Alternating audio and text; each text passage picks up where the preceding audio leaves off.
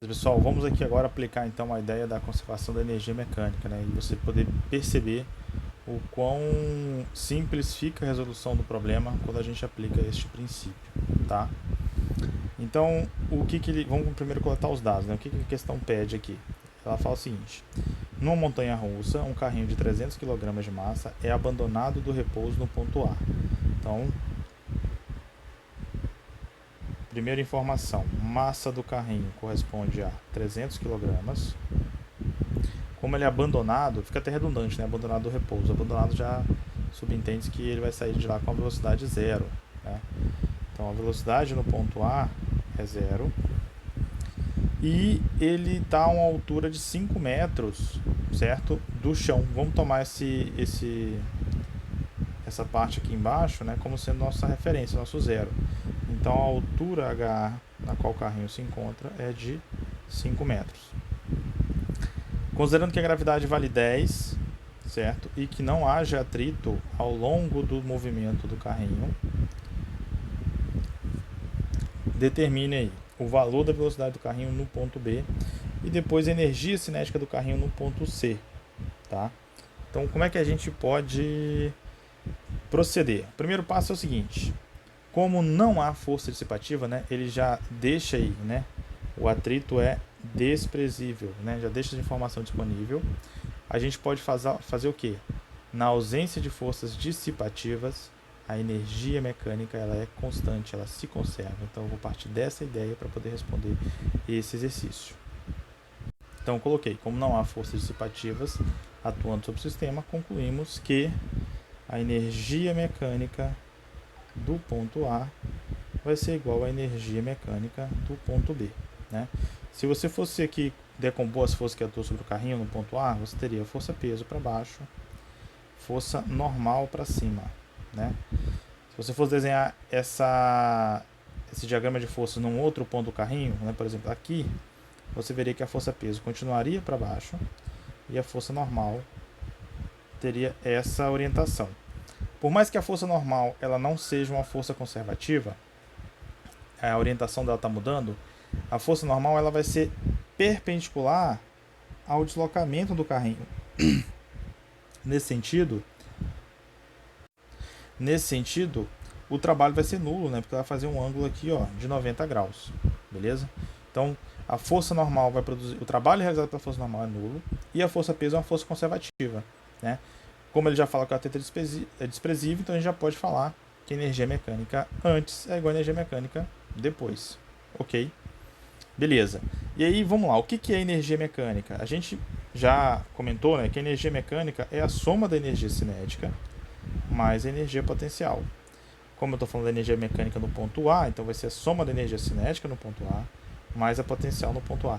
E nesse caso em questão do ponto A, vai ser também o mesmo para o ponto B, a gente só vai ter um tipo de energia potencial, que é potencial gravitacional. Como não tem nenhuma mola aqui para estar atuando uma força elástica, então a gente não vai ter energia potencial elástica nesse problema. A única contribuição de energia potencial presente aqui é a energia potencial gravitacional, ok? Seguindo, então, a energia cinética mais potencial do ponto A tem que ser igual à energia cinética mais potencial do ponto B. Energia cinética, a gente sabe que ela é a massa vezes a velocidade ao quadrado, que divide 2. Energia potencial, nessa questão, é a energia potencial gravitacional. E a energia potencial gravitacional é dada por massa vezes a gravidade vezes a altura de A. A mesma expressão vai ser válida para o lado direito da igualdade, né? Só mudando os índices. Então vai ficar mvb ao quadrado sobre 2 mais mghb. E aí, montada essa equação, né, a gente pode já fazer algumas simplificações. Por exemplo, é dito que a velocidade de A é zero. Se a velocidade é zero, então no ponto A não haverá energia cinética. Então esse termo aqui, ó, é nulo, certo? Além disso, eu quero saber o valor da velocidade B quando ele estiver no ponto B. O ponto B, pelo que a gente definiu aqui, ó, ele é o nosso zero. Então significa que a altura de B é zero. Nesse sentido, este termo aqui, ó, também soma. Então, o que sobra aqui no nosso raciocínio? Sobra o termo referente à energia potencial gravitacional no ponto A e o termo referente à energia cinética no ponto B.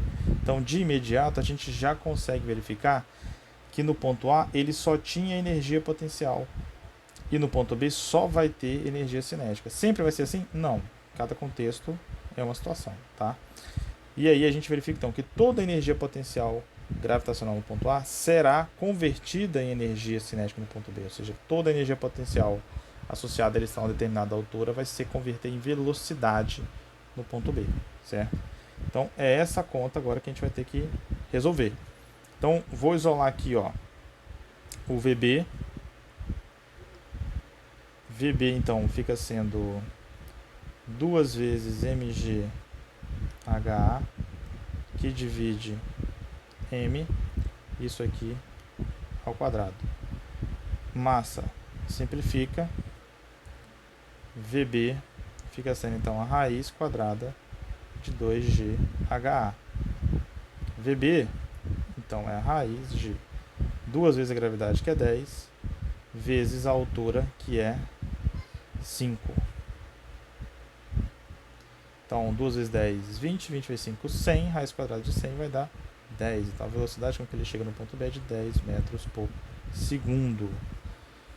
Ok? Então está encerrado aqui o nosso problema, certo? Então esse é o raciocínio. Você vai pegar e igualar a energia mecânica de um ponto com a energia mecânica de outro ponto, tá? E veja, é bem mais simples, é bem mais rápido e imediato, direto, a resolução do problema se comparado a outros métodos, né? Como por exemplo o teorema trabalho-energia que a gente poderia estar usando aqui, certo?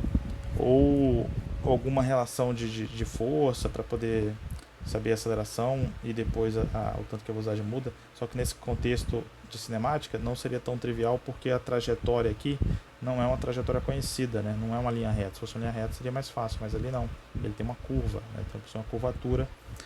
Então a análise via cinemática para achar a velocidade do ponto B não é trivial, tá? Mas para energia já é imediato. Então isso aqui seria a resolução do item A. Para o item B, ele quer saber o seguinte: qual que vai ser a energia cinética no ponto C, certo? O ponto C está aqui, ó. O ponto C está a uma altura de 4 metros da onde a gente definiu como referência, tá? O raciocínio, vou colocar aqui como letra A, né? O raciocínio é o mesmo, certo? O que eu vou mudar agora é o intervalo. Em vez de aplicar o intervalo que vai de A para B, eu vou, por exemplo, aplicar aqui o intervalo de A para C. Poderia ser o de B para C? Sim, tá? Eu vou fazer essa opção sendo de A para C, tá? Então vou colocar aqui, ó, procedendo de modo análogo ao item anterior, segue que. Então, qual que é o modo anterior? É comparar, ó, a energia mecânica de um ponto vai ser igual à energia mecânica de um outro ponto. No caso agora a energia mecânica de A é igual à energia mecânica de C. Por que que eu posso fazer isso? Vou repetir. Porque não há forças dissipativas.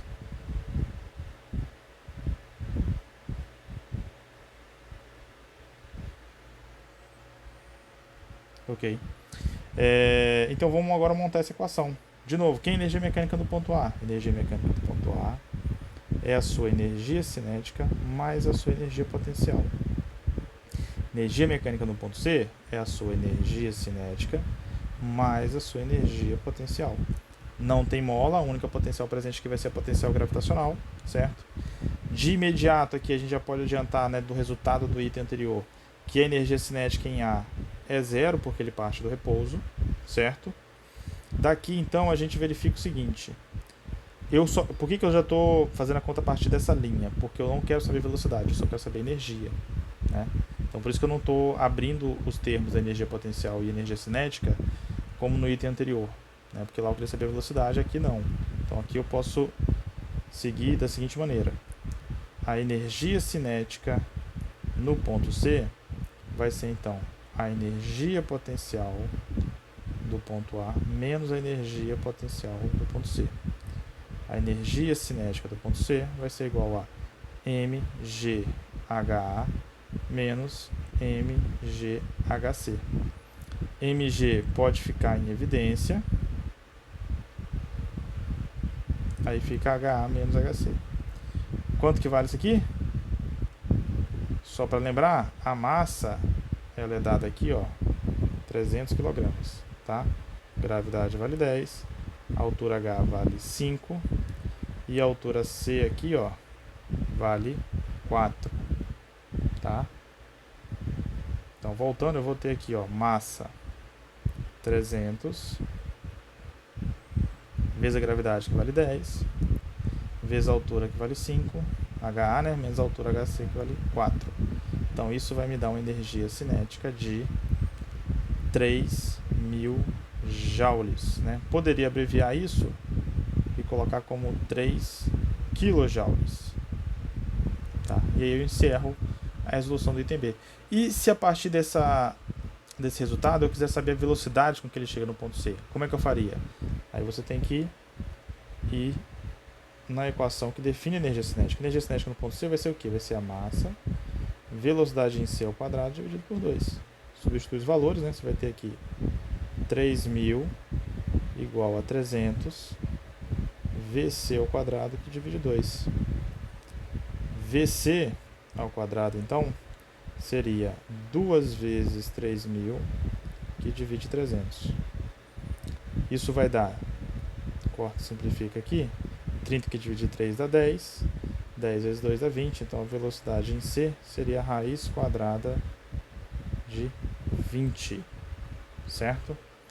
Que a gente poderia simplificar como sendo 4 vezes 5, velocidade no ponto C, então seria 2 raiz de 5 metros por segundo. Ok? Então, essa é a velocidade com que ele chega no ponto C. Então, perceba a simplicidade, né, da resolução desse problema a partir de uma ideia muito simples. Na ausência de forças dissipativas, a energia mecânica fica constante, certo? E o que significa que ao longo de um processo, né, no caso aqui, ao longo do processo de descida do carrinho, parte da energia potencial dele é transferida para a energia cinética. No ponto B, falando especificamente do ponto B, toda a energia potencial gravitacional do ponto A vai ser convertida em energia cinética no ponto B. No ponto C, parte dessa energia cinética vai voltar a ser transferida a uma energia potencial, mas aqui nesse ponto C a gente vai ter os dois tipos, a gente vai ter energia cinética e potencial, né? Vai ser dividido, uma parte vai ficar com a velocidade, outra parte fica para dar altura para ele. No ponto B só tem energia cinética e no ponto A só tem energia potencial, né? Aqui seria soma mais zero, aqui seria mais zero. A soma desse é igual à soma desse, que é igual à soma desse. Tá? E isso é válido para qualquer outro ponto, desde que não haja atrito, desde que não haja força dissipativa. A soma da energia cinética mais potencial de um ponto é igual a outro. Então, essa ideia ela é muito simples e ela faz com que a resolução de alguns problemas seja muito rápida e fácil.